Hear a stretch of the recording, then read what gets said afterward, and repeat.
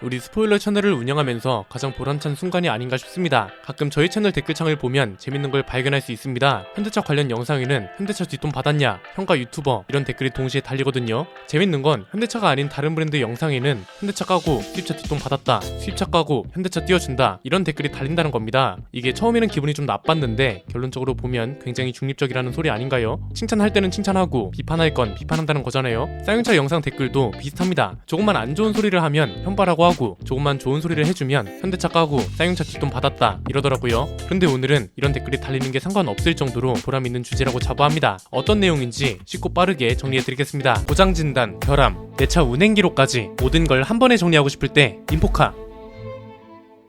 최근에 김승현 편집장하고 외부 일정이 있어서 차를 타고 가고 있었는데요. 토레스 테스트카를 발견했습니다. 처음에는 전기차를 테스트하나보나 했는데 가까이 가보니까 가솔린 모델이더라고요. 여러가지 생각이 들었습니다. 그 중에 뇌리를 스쳤던 게 최근에 토레스가 크게 대인 문제가 하나 있었잖아요. 헤드램프 눈사임 이슈가 굉장히 심각했는데 혹시 그걸 테스트하는 건가? 이런 생각이 들더라고요. 그래서 얼른 앞쪽을 봤는데 저희가 생각한 게 딱 맞았습니다. 헤드램프 부분을 확대해보면 이렇게 커버가 씌워져 있습니다. 야, 저는 진짜 이걸 보자마자 좀 감동스러웠습니다. 솔직히 이 문제가 처음 나왔을 때 쓴소리를 굉장히 많이 했습니다. 제대로 대응 안 하면 토레스 신화는 6개월도 못 갈 거고 지금까지 발목을 잡았던 쌍용차의 징크스를 또 반복할 거라고 말씀드렸죠. 쌍용차의 징크스는 뭔가요? 새로운 회사에 인수된 이후에 처음 출시한 신차는 어느 정도 성적이 괜찮은데 그 다음 나오는 신차들부터 기세가 확 꺾이면서 또 다시 법정 관리 신세를 지는 거, 이게 항상 반복되어 왔잖아요. 이번에 토레스가 헤드램프 문제도 제대로 못 잡아가면 다음 신차에 분명 영향이 있을 거라는 게 핵심이었습니다. 그러면서 걱정을 했던 건 이게 하루아침에 해결될 수 있는 게 아니라서 겨울이 다 끝나고 여론이 잠잠해질 때까지 기다리라는 건 아닌가, 이게 하나 있었고요. 연식 변경이나 페이스리프트 모델부터 적용하면 미리 사둔 차주들은 뭐가 되냐, 이것도 문제였습니다. 일단 이런 견해를 내보내고 쌍용차의 움직임을 기다렸는데 이 문제가 처음 나왔을 때부터 문제를 해결하겠다는 말을 하긴 했습니다. 그런데 이게 말로만 끝날까봐 걱정이었잖아요. 이 걱정을 저희가 목격한 테스트카가 한 번에 해소해준 거라고 봅니다. 일단 이 이슈를 모르는 분들을 위해서 간단하게 설명드리면 한창 눈이 많이 올 때 토레스 헤드램프에 눈이 쌓이는 문제가 발견됐습니다. 디자인 때문에 헤드램프가 깊게 파였고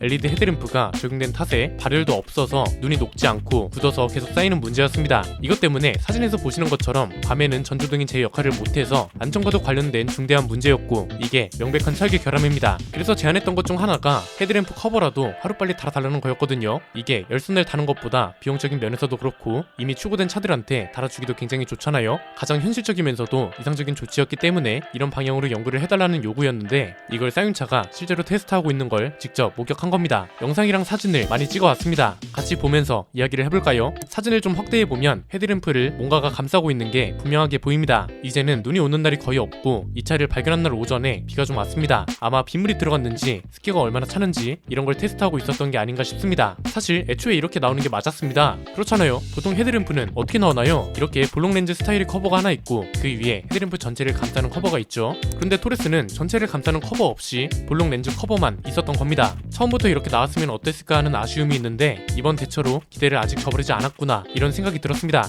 이것도 약간 그동안 우리나라에서 행해져 왔던 자동차 회사의 관행을 깨는 행동이라고 볼 수 있습니다. 보통 차주들 사이에서 어떤 문제가 발생하면 이걸 그냥 무시해버리는 게 대부분이었습니다. 그런데 쌍용차는 이걸 직접 대응하는 모습을 보여주면서 기존 자동차 회사들하고는 다른 모습을 보여주는 거죠. 이게 중요한 이유는 간단합니다. 첫 번째는 쌍용차의 유일한 돌파구가 마케팅이라고 볼 수 있기 때문입니다. 우리가 여기서 냉정하게 인정해야 할 건 토레스가 기존 쌍용차에 비해 굉장히 큰 폭으로 발전했다는 게 있고요. 그럼에도 아직 현대차그룹 같은 대기업 차들에 비하면 부족한 게 많다는 겁니다. 쥐고 있는 카드가 약하면 뒷주머니에서 다른 카드를 꺼내야 하는데 그 중에서 가장 확실한 게 이런 마케팅입니다. 단순히 보도 자료만 뿌리는 게 아니라 소비자들이 체감할 수 있는 마케팅을 하는 게 중요합니다. 이걸 잘하고 있는 게 수입차 중에선 BMW입니다. 드라이빙 센터를 짓거나 전기차 인프라를 국산차 못지않게 구축해주고 이런 게 한국 투자 비용이나 기부금 같은 걸로 잡혀서 실제 숫자로 된 점수를 봐도 BM이 수입차 중에 최상위권이거든요. 국산차 중에선 쌍용차가 이걸 하면 되는 겁니다. 문제가 발생하면 일선에 있는 직원들이 먼저 발견하거나 아니면 아예 회장 라인에서 발견해서 직원들한테 다이렉트로 문제를 해결 또는 해당 문제 제기를 한 채널에 답변해주라고 지시하고 있고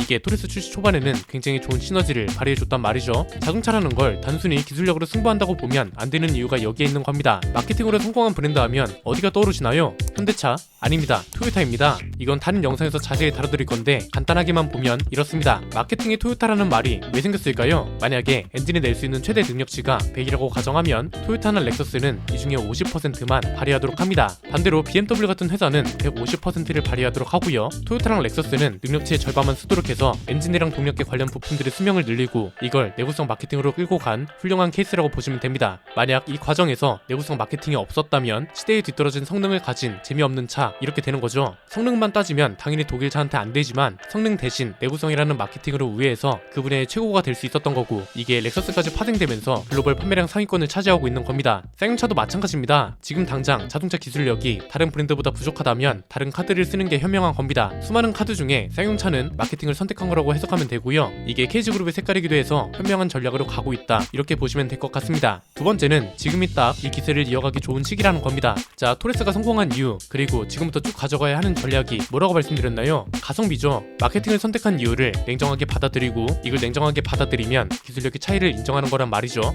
이건 똑똑한 전략이기도 하면서 반대로 말하면 이게 가격에도 반영되어야 한다는 겁니다. 토레스가 잘 팔린 이유 중에 가장 확실한 건 가격이고 이걸 KR10도 이어받아야 한다고 했고 그 이유는 너무 간단했습니다. 이미 다른 국산차들의 가격이 계속 오르고 있다는 게 중요하다고 했잖아요. 다른 국산차들의 가격이 오른다는 건 이전에 있던 시장이 비게 된다는 거고 이게 지금 실제로 일어나고 있기도 하죠. 소형 SUV인 코나의 가격이 4,200만원까지 올랐습니다. 현대차그룹은 코나랑 그랜저로 새로운 가격대가 형성된 겁니다. 소형차 라인업은 3천만원에서 4천만원대, 대형차 라인업은 5천만원에서 6천만원대, 그리고 중형차 라인업은 4천만원에서 5천만원대로 새롭게 잡혔다고요. 이게 실제로 일어나니까 토레스 풀옵션을 코나보다 저렴하게 살 수 있는 세상이 됐습니다. 쌍용차한테는 기회인 거죠. KR10을 토레스보다 더 비싸게 파는 순간 망하는 지름길이라는 게 증명된 거고요. 토레스랑 비슷하거나 더 저렴해야 한다고 말씀드렸잖아요. 돈이 되는 차가 급하다면 차라리 카니발급 미니밴을 먼저 내놓는 게 맞다는 것도 꾸준한 주장이었습니다. 카니발급 미니밴을 3,500에서 4,500만원 사이로 출시한다고 생각해보세요. 분명 카니발도 페이스리프트 되면서 가격이 오를 겁니다.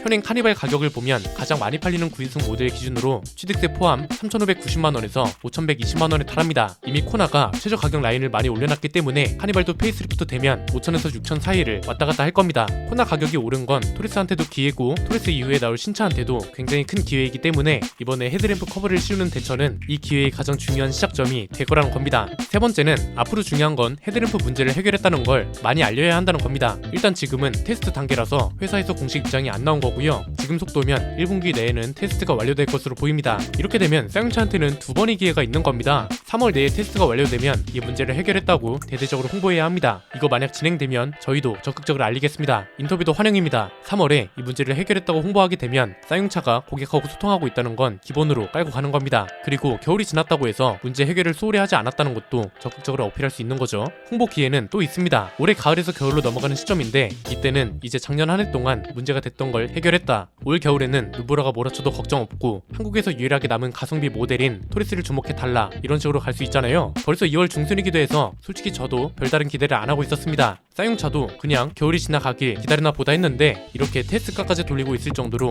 연구를 하고 있다는 사실 하나만으로 알 수 없는 감동이 좀 있더라고요. 대신 한 가지는 꼭 말하고 싶습니다. 지금 헤드램프 눈사인 문제가 굉장히 큰 이슈고 이렇게까지 큰 이슈를 해결하는 자세가 굉장히 좋은 건 맞거든요. 그런데 이것 때문에 가려진 문제점들도 꼭 해결하고 넘어가야 합니다. 대표적인 게 애플 카플레이 같은 미러링 옵션 그리고 자잘한 전자장비 오류들입니다. 이거 절대로 외면하면 안 됩니다. 저는 이것도 지금 테스트하고 있을 거라고 믿습니다. 쌍용차가 토레스부터 밀어붙이기 시작한 게 무선 업데이트입니다. 전자장비 오류랑 미러링 기능 추가를 무선 업데이트로 꼭 지원해줬으면 하고요. 이건 쌍용차가 힘들 때 토레스를 직접 구매하면서 응원해준 초기 구매자들에 대한 배려이자 이해라고 생각합니다. 초기 구매자들을 외면하는 순간 미래의 성공을 외면하는 거나 다름없습니다. 그러니까 이것도 꼭 제대로 해결해줬으면 하고요. 최근에 토레스가 올해의 SUV로 선정됐다는 걸 보고 살짝 납득이 안 됐습니다. 그런데 테스트카를 직접 목격하는 순간 지금은 마케팅에 있어서 토레스만한 차가 없다는 생각으로 한 번에 뒤집혔습니다. 이렇게 좋은 기세를 몰아가면 3월 주주총회에서도 좋은 소식이 있을 거라고 봅니다. 쌍용차가 KG그룹으로 인수되고 나서 6년 만에 흑자로 전환됐잖아요. 이 분위기를 유지한다면 흑자 전환뿐만 아니라 영업이익 성장도 충분히 노려볼 수 있다고 보고요. 영업이익 성장이 좋은 신차 개발로 연결되는 건 시간 문제일 것 같네요. 오늘 내용은 여기까지입니다. 내용이 유익하셨다면 구독과 좋아요, 알림 설정 부탁드립니다. 지금까지 저는 안피디였습니다. 감사합니다.